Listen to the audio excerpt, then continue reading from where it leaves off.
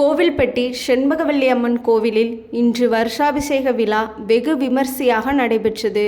தூத்துக்குடி மாவட்டம் கோவில்பட்டியில் உள்ள ஸ்ரீ செண்பகவல்லி அம்மன் உடனுறை ஸ்ரீ பூவநாத சுவாமி கோயிலில் இன்று வருஷாபிஷேகத்தை முன்னிட்டு அதிகாலையில் கோவில் நடை திறக்கப்பட்டு திருவனந்தல் பூஜை, கணபதி ஹோமம் மற்றும் யாகசாலை பூஜைகள் நடைபெற்றது.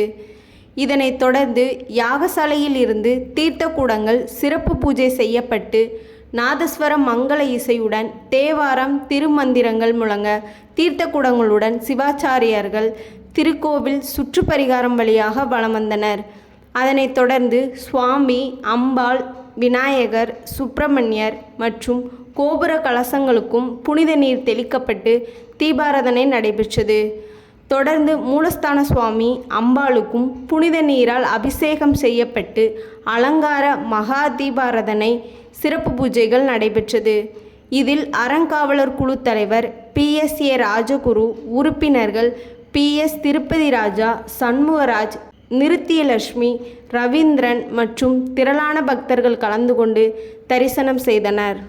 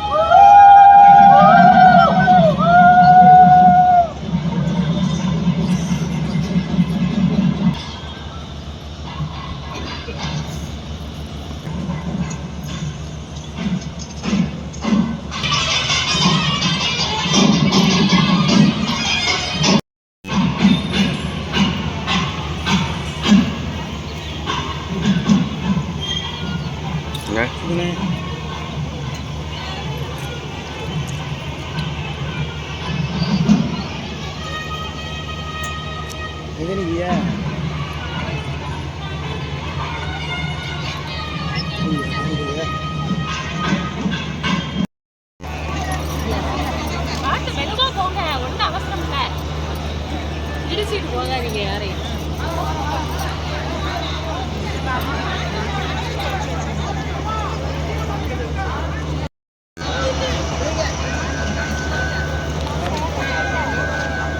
குளிக்கிறது வீட்டிலே குளிக்கிறது